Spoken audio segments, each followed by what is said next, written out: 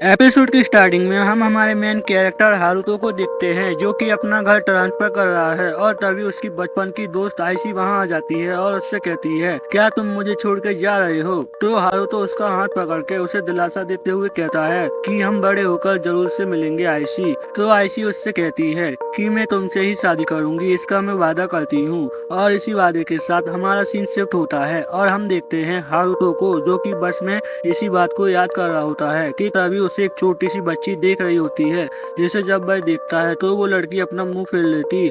इसी सीन के बीच में वो बस बेकाबू हो जाती है जिसमें हारुतो बैठा हुआ होता है और वह बेकाबू होकर ट्रेन के सामने आ जाती है, जिसके कारण ट्रेन और बस का एक्सीडेंट हो जाता। और तभी हारुतो के ब्रेन में कोई हलचल होती है और उसकी बचपन से लेकर अभी तक की सारी यादें और किसी वर्ल्ड में और किसी और की बॉडी में ही रिकार्नेट हो रही होती है। मतलब एक शरीर में दो लोगों की पर्सनैलिटी। जिसके बाद रियो, जिसके शरीर में अभी हारुतो की मेमोरीज रिकार्नेट हुई हैं, वो सोच रहा होता है कि आखिरकार मैं कौन हूँ, रियो या फिर हारुतो। फिर हारुतो की पर्सनैलिटी कहती है कि मैं तो बस में था ना। उसके बाद रियो सोच रहा होता है कि मैं बुखार के कारण पागल हो चुका हूँ। और तभी रियो के पास कुछ लोग आते हैं और वो कहते हैं, ओ तुम जिंदा हो, मुझे लगा था कि तुम बुखार के कारण मर जाओगे।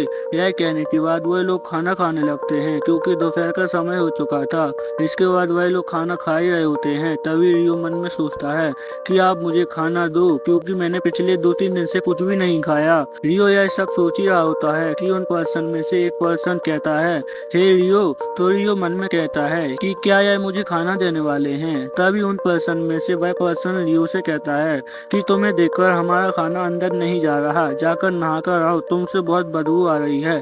इसके बाद रियो बाहर आता है और सोच रहा होता है कि आखिर मैं कौन हूँ। तो हारुतो की पर्सनैलिटी कहती है कि मैं तो मर चुका हूँ ना, मैं किस लड़के के अंदर हूँ। तो फिर रियो की पर्सनैलिटी के अंदर फ्लैशबैक आता है और वह सोचता है कि मैं मेरी माँ से पूछ रहा था कि मेरे बाल काले क्यों हैं। तब उन्होंने बताया था कि मैं अपने पापा पर गया हूँ। उसके बाद रियो को याद आता है कि उसकी माँ का किसी ने कत्ल कर दिया था। इसके बाद रियो का फ्लैशबैक एंड होता है और रियो कहता है कि मेरी माँ को जिसने भी इतनी बेरहमी से मारा था, मुझे उससे बदला लेना है और साथ ही में मुझे अपने माँ और बाप की खानदान के बारे में बहुत कुछ जानना है। और उसी वक्त हम देखते हैं कि रियो को कुछ लड़कियां बुला रही होती हैं। उन लड़कियों में से एक लड़की जिसका नाम सेलिया होता है, वह अपना इंट्रोडक्शन देते हुए कहती है, क्या तुमने यहाँ एक लड़की को देखा जिसने हमारे जैसे कपड़े पहन रखे थे, उसका बाल का कलर पर्पल है। तो रियो इस बात से मना करता है। यह सुनकर वो लड़कियां जिसका नाम सेलिया होता है, वो रियो को पैसे देती है क्योंकि यह इन्फॉर्मेशन उसने दी है। तो उसके बाद वो लड़की जिसका नाम सेलिया होता है, वो अपना मैजिक ऑरा यूज करती है, जिसकी मदद से बाकी लड़कियों का भी ऑरा एक्टिवेट हो जाता। और तब हम देखते हैं कि रियो के ऊपर भी यह दिखाई दे रहा है, मतलब रियो के अंदर भी मैजिकल पावर्स हैं। पर वो लड़की यहाँ पर रियो के अंदर नहीं देख पा रही थी क्योंकि रियो का ऑरा ब्राउन लेवल का था। फिर वो लड़की वहां से चली जाती है और रियो उन पैसों को कपड़े में रखकर गले में बांध के घर चला जाता है। इसके बाद रियो जैसे ही घर के अंदर जाता है कि हम देखते हैं कि रियो के ऊपर कोई एक आदमी चाकू से जानलेवा हमला करता है और वो चाकू का हमला सीधा रियो के गले में बंधे हुए उन चांदी के सिक्के में लग जाता है, जिसकी वजह से रियो बाल बाल बच जाता है। पर वह व्यक्ति उसके ऊपर फिर से हमले करने की कोशिश करता है। फिर रियो को उस व्यक्ति के पीछे एक सुपरनेचुरल एनर्जी दिखती है जो कि एक लड़की की फॉर्म में होती है। और यह सुपरनेचुरल एनर्जी क्या है, यह आपको आने वाले एपिसोड में पता चलेगा।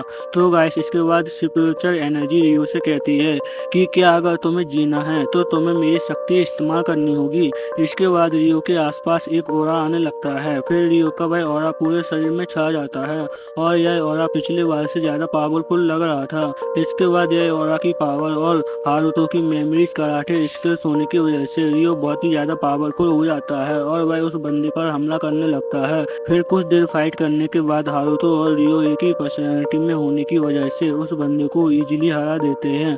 उस बंदे को हराने के बाद रियो को किसी की आवाज आने लगती है।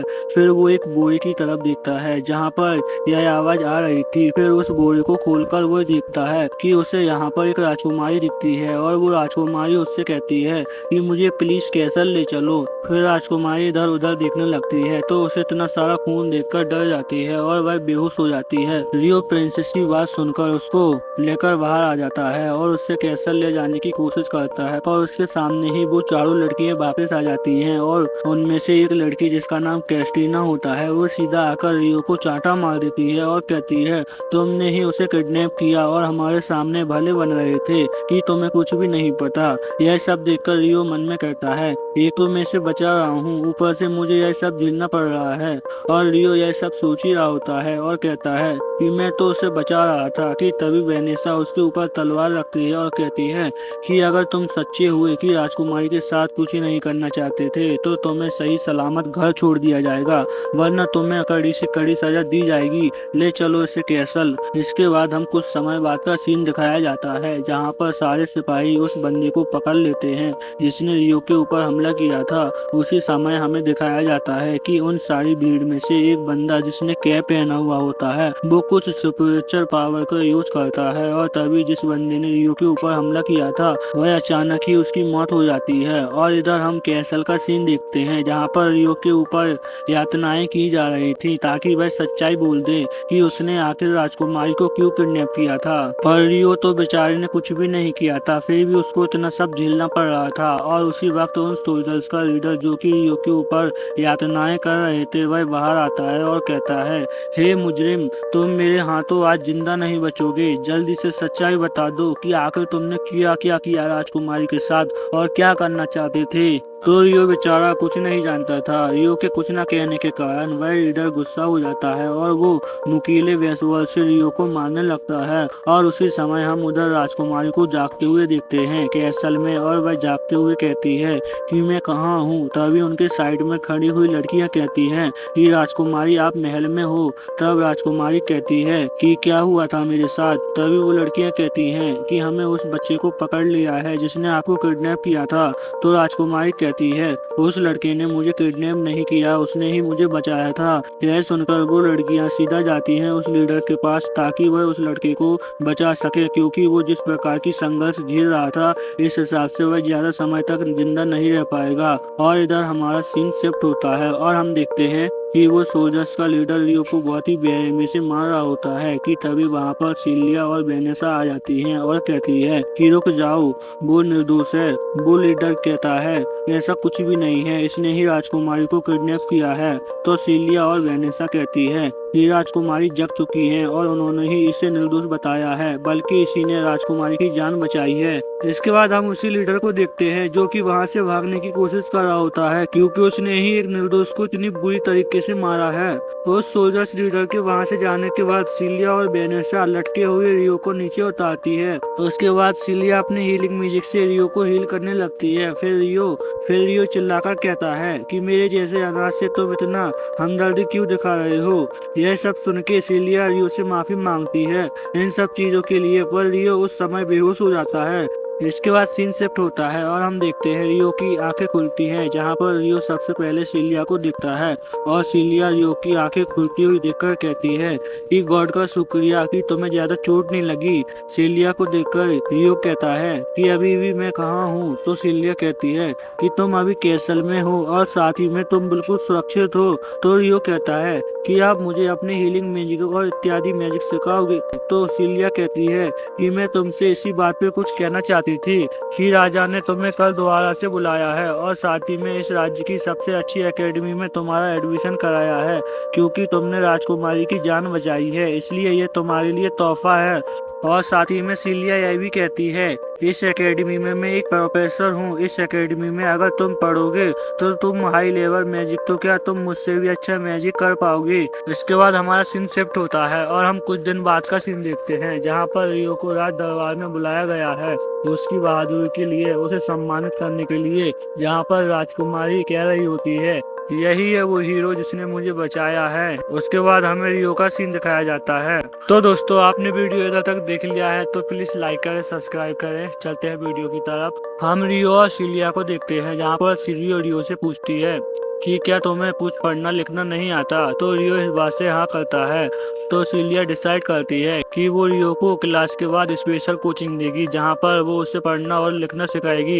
यह सुनकर रिया सिलिया को शुक्रिया अदा करता है और इसी के साथ हमारा सीन शिफ्ट होता है और हम देखते हैं रियो और सिलिया जो कि क्लासरूम के बाहर पहुंच चुके होते हैं जहाँ पर सिलिया गेट खोलते ही कहती है तुम्हारा स्वागत है रियो हमारे इस स्कूल में। उसके बाद रियो और सिलिया क्लासरूम में आकर सिलिया सीलिया रियो को इंट्रोडक्शन करती है और कहती है कि यह हमारा न्यू स्टूडेंट है। यह सुनते ही रियो अपना इंट्रोडक्शन देने लगता है और जैसे ही रियो का इंट्रोडक्शन खत्म होता है कि हम क्लास का माहौल देखकर समझ जाते हैं कि रियो का कोई भी इस क्लास में पसंद नहीं करता। यह सब देखकर रियो समझ जाता है और वह बिना कुछ कहे अपनी सीट पर जाकर बैठ जाता। रियो के बैठने के बाद सीलिया सबको पढ़ाने लगती है और यही हमें पता चलता है कि सीलिया इतनी कम उम्र में होने के बावजूद यहाँ की मैजिशियन टीचर है। मतलब सीलिया एक बहुत ही ग्रेटेड मैजिशियन है। इसके बाद हमें स्कूल सेशन के बाद का सीन दिखाया जाता है जहाँ पर हम रियो को सीलिया के कमरे के बाहर देखते हैं। यहाँ पर रियो सीलिया को पुकारते हुए गेट को खटखटा रहा होता है और उसी वक्त सीलिया उस कमरे से बाहर निकलती है और गुस्से में कहती है कि क्या तुम्हें पढ़ना और लिखना नहीं आता? साफ साफ दरवाजे पर लिखा है कि इस वक्त मैं बिजी हूँ। सीलिया की इस बात को सुनकर रियो बोलेपन से कहता है कि हाँ, मुझे सच में कुछ पढ़ना लिखना नहीं आता। यह सुनते ही सीलिया शर्मिंदा हो जाती है और वह सॉरी बोलती है रियो से और कहती है कि चलो अंदर आओ, मैं तुम्हें पढ़ना और लिखना सिखाती हूँ। यह सुनते ही जैसे रियो कमरे के अंदर जाता है वो हैरान हो जाता है क्योंकि सीलिया के कमरे की हालत ऐसे हो रही थी जिसके यहाँ तो युद्ध हुआ होगा। इसके बाद सीलिया हिचकते हुए कहती है मेरा कमरा थोड़ा सा गंदा हो रहा है पर मैं इसे साफ कर लूंगी। यह कहकर सीलिया रियो को पढ़ाने लगती है। कुछ समय पढ़ने के बाद सीलिया रियो का परफॉर्मेंस देखकर हैरान हो जाती है और कहती है कि तुम्हें तो पढ़ना और लिखना नहीं आता था ना, तो तुम इतना सब सवालों का एकदम सही जवाब कैसे दे रहे हो? तो रियो यहाँ पर बहाने बनाने लगता है और कहता है कि मुझे मेरी माँ ने पढ़ना लिखना सिखाया था थोड़ा बहुत, पर रियलिटी तो कुछ और ही है। असल में रियो यह सब हारुतो की वजह से कर पा रहा था क्योंकि हारुतो एक यूनिवर्सिटी स्टूडेंट है। तो सीलिया रियो की माँ के बारे में जानना चाहती है कि आखिर तुम्हारी मॉम कहाँ है। तो रियो सीलिया को बताता है कि उसकी माँ उसको बचपन से ही छोड़कर चल बसी एक एक्सीडेंट के कारण। सीलिया को यह बताते हुए मन में कहता है कि मुझे इसी बात का तो बदला लेना है। और इसी के साथ कई दिन गुजर जाते हैं और एक दिन हम रियो को तलवारबाजी करते हुए देखते हैं जहाँ पर सारे बच्चे हैरान होते हैं रियो की तलवारबाजी देखकर क्योंकि वह बहुत ही अच्छा कर रहा था इतने कम समय में। पर ऐसा हारुतो की वजह से हो रहा था क्योंकि हारुतो के दादाजी ने उसे तलवारबाजी सिखाई थी। शॉर्ट फाइटिंग के साथ रियो स्टडी में भी काफी अच्छा परफॉर्म कर रहा होता है। वह हमेशा अपनी क्लास में टॉप कर रहा होता है जिसकी वजह से उसके क्लास के स्टूडेंट उसे पसंद नहीं कर रहे थे। और तभी हमारा सीन शिफ्ट होकर सीलिया के कमरे में जाता है जहाँ पर हम रियो और सीलिया को बात करते देखते हैं। यहाँ पर रियो से सीलिया कह रही होती है कि तुमने तो टेस्ट में काफी अच्छा परफॉर्म किया है रियो सीलिया के कॉम्प्लीमेंट पर शुक्रिया अदा करते हुए कहता है सेंसे, आपके सिर पर कैसे दो प्यारे से फनी से सींग उग चुके हैं, इसको जरा देखो। यह सुनते ही सीलिया कहती है यह कोई सींग नहीं है, यह मेरे बाल हैं रियो। और इसी के साथ हमारे 4 साल गुजर जाते हैं जहाँ के पहले सीन में हम रियो की शॉर्ट प्रैक्टिस सेशन को देखते हैं जहाँ पर शॉर्ट्समैन टीचर कहते हैं कि आज मैं इस स्कूल में ऐसे 4 लोगों को ग्रेजुएट करूंगा शॉर्टमैन में जिनको नाइट बनने का पूरा मौका है। तो जिन को नाम ले रहा हूँ वो आगे आ जाएं। इसके बाद शॉर्ट्समैन टीचर 4 लोगों का नाम लेते हैं जहाँ पर रियो का भी नाम होता है जिसे देखकर सारे स्टूडेंट हैरान हो जाते हैं और उसे जलने लगते हैं। और एक स्टूडेंट तो यह भी कहता है कि इस ग्रुप में ऐसे नहीं होना चाहिए। यह सुनकर शॉर्ट्समैन कहता है कि ये आइडल सुपर से आए हैं रियो की स्किल देखकर। और इसी के साथ हमारा सीन सीलिया के रूम में शिफ्ट होता है जहाँ पर हम सीलिया और रियो को बुक सजेस्ट करते हुए देखते हैं जहाँ पर सीलिया रियो से कहती है कि क्या तुमने इस बात पर ध्यान दिया? तो रियो कहता है क्या? तो सीलिया कहती है कि अब तुम मेरी एज के लगते हो और मुझसे भी बड़े लगने लगे हो। तो रियो कहता है मतलब मैं समझा नहीं। तो सीलिया बिलस करते हुए बात को टाल कर कहती है कि अब तुम नाइट बनने वाले हो, मतलब इस टूर्नामेंट के बाद तुम ग्रेजुएट हो जाओगे। तो इस पर रियो कहता है कि उसे नाइट नहीं बनना, उसे एडवेंचर बनना है क्योंकि रियो इस वर्ल्ड को और ज्यादा एक्सप्लोर करना चाहता है और साथ ही में वो अपनी माँ और बाप का बदला भी लेना चाहता है। इसलिए वो सीलिया से कहता है कि उसे नाइट नहीं बनना, एडवेंचर बनना है और वो ग्रेजुएशन के बाद इस जगह को छोड़ के चला जाएगा। यह सुनकर सीलिया रियो को मनाने लगती है कि वो उसे छोड़ के ना जाए क्योंकि उसके जाने के बाद उसे चाय बना के कौन पिलाएगा। तो रियो कहता है कि आप शादी कर लीजिए। यह सुनकर सीलिया कहती है कि अभी मेरी उम्र ही क्या है, अभी मैं बहुत छोटी हूँ शादी के लिए। तो गाइस यह सब देखकर साफ साफ पता चल रहा है कि रियो को सीलिया बहुत पसंद करती है, इसलिए वो उसे रोकने के लिए सब कुछ कर रही है। सीलिया रियो को रोकने के लिए बहुत बार कहती है पर रियो नहीं मानता। रियो के ना मानने पर सीलिया आखिरकार हार मानकर रियो को बेस्ट ऑफ लक कहती है उसके टूर्नामेंट के लिए। और इसी के साथ हमारा सीन शिफ्ट होता है टूर्नामेंट वाले डे पर आ जाता है, जहाँ पर अनाउंसर अपना इंट्रोडक्शन देते हुए कहता है,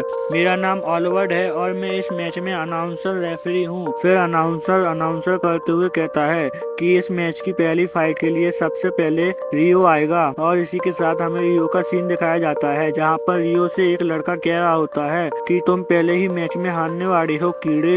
यह सुनने के बावजूद रियो इस बात को नजरअंदाज करता है और वो अपनी फाइट के लिए चला जाता है। और जैसे ही रियो स्टेडियम में पहुंचता है वैसे ही अनाउंसर रियो के अपोनेंट का नाम अनाउंस करने लगता है और कहता है तो दूसरे पार्टिसिपेंट रॉयल गार्ड सोल्जर हैं। इसके बाद हमें उस रॉयल गार्ड की झलक दिखाई जाती है और जहां पर हम देखते हैं ये रॉयल गार्ड और कोई नहीं है, वही रॉयल गार्ड है जिनने रियो को 5 साल पहले यातनाएं दी थी।